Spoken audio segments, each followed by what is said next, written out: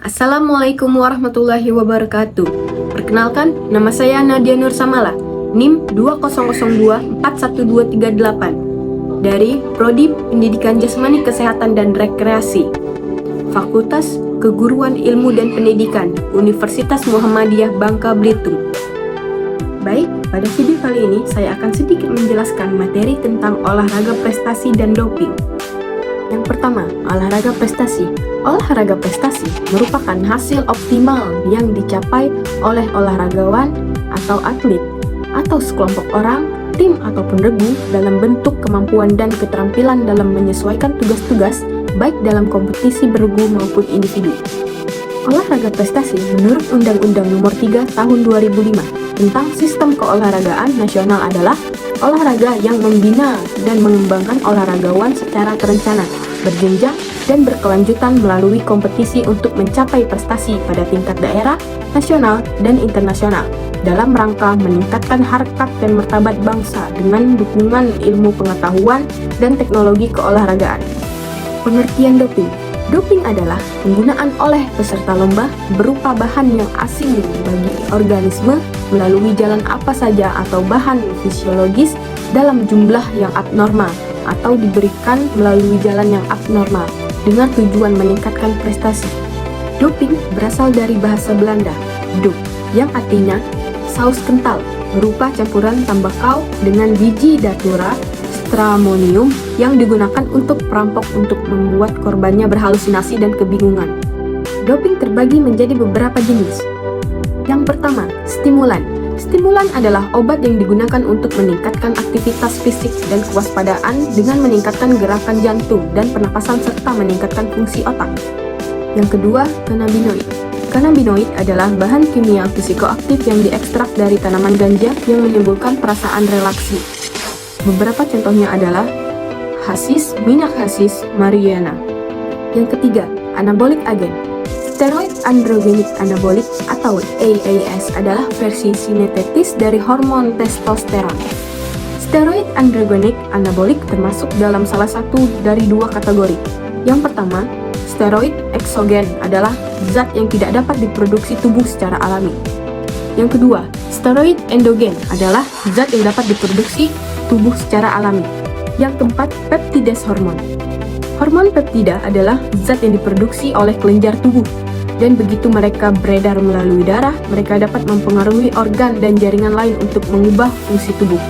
Yang kelima, beta-2 agonis. Agonis beta-2 adalah obat yang biasa digunakan untuk mengobati asma dengan cara merelaksasi otot-otot di sekitar saluran udara dan membuka saluran udara. Yang keenam, masking agent. Masking agent adalah produk yang berpotensi menyembunyikan keberadaan zat terlarang dalam urin atau sampel lainnya. Ketujuh, glukokortikosteroid. Dalam pengobatan konvensional, glukokortikosteroid digunakan terutama sebagai obat antiinflamasi dan untuk menghilangi rasa sakit. Di sini ada dampak penggunaan doping. Yang pertama, penggunaan zat doping pada atlet dapat meningkatkan performa di atas level normal. Keadaan ini tidak wajar dan berbahaya karena kelelahan merupakan peringatan dari tubuh bahwa seseorang telah mencapai batas kemampuannya.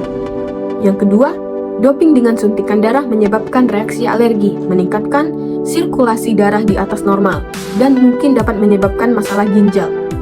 Yang ketiga, efek negatif dari penyuntikan eritropoietin adalah membuat darah lebih pekat, yang memudahkan pembekuan dan memungkinkan stroke atau pecahnya pembuluh darah di otak. Selanjutnya, ada alasan penggunaan doping.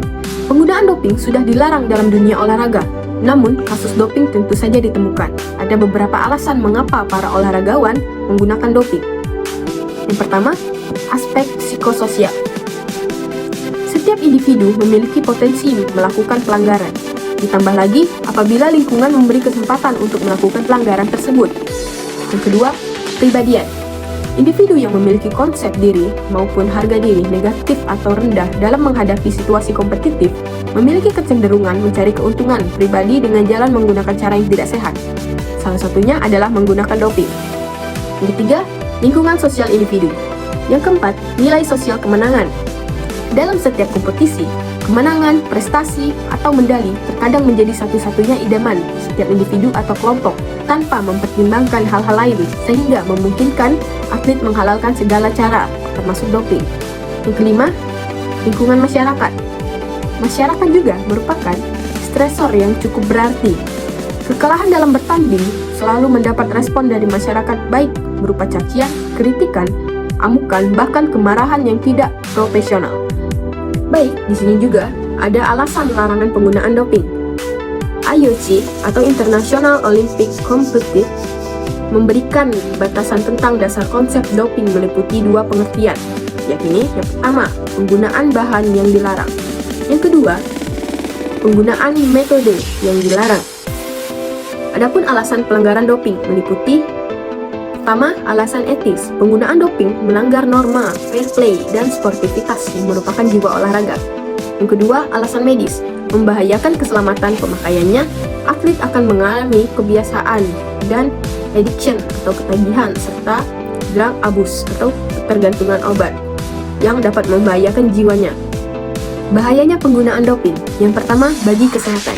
Penggunaan doping yang semena-mena dapat berdampak negatif bagi kesehatan, yaitu penampilan fisik yang tidak menarik, seperti penuh jerawat, buah dada menjadi besar pada laki-laki. Selain itu dapat menyebabkan serangan jantung, penyakit kanker, penyakit liver, impotensi pada laki-laki, maskulinisasi pada wanita, rambut rontok, dan masalah serius lainnya. Sedangkan dampak secara psikologis dapat menimbulkan perilaku agresif dan tindak kekerasan. Keadaan ini dapat pulih jika pemakaian berhenti menggunakannya, tetapi ada pula pengaruhnya yang menetap. Yang kedua, fairness. Penggunaan doping sebagai alat untuk meningkatkan kemampuan menyebabkan pertandingan menjadi tidak fair. Hukum dan doping. Yang pertama, ada hukum-hukum tertentu yang mengatur tentang keolahragaan. Namun, karena kurangnya keseragaman hukum di setiap negara, doping menjadi isu lokal yang hukumnya adalah sesuai dengan negara yang bersangkutan. Yang kedua, kebijakan lembaga anti-doping di dalam lembaga keolahragaan telah mengatur tentang hukum penggunaan doping pada atlet. Namun, biasanya kebijakan lembaga ini bertentangan dengan hukum dalam negara. Tidak adanya korelasi antara lembaga dan hukum dalam suatu negara menjadi penghambat penanganan doping. Yang ketiga, atlet yang tertangkap karena penggunaan doping hanya mendapatkan hukuman lokasi di suatu negara. Atlet masih dapat meneruskan karirnya sebagai atlet di tempat lain. Keempat, status hukum steroid anabolik bervariasi dari negara satu dengan yang lainnya. Yang kelima, keterbatasan ini menghambat ketegasan terhadap masalah serius tersebut. Di Indonesia sendiri, hukum larangan pemakaian doping telah diatur dalam Pasal 85 Undang-Undang Nomor 3 Tahun 2005 tentang Sistem Keolahragaan yang berbunyi: pertama, doping dilarang dalam semua kegiatan olahraga. Yang kedua, setiap induk organisasi, cabang olahraga, atau lembaga organisasi olahraga nasional wajib membuat peraturan doping dan disertai sanksi. Yang ketiga, pengawasan doping sebagaimana dimaksud pada ayat 1 dilakukan oleh pemerintah.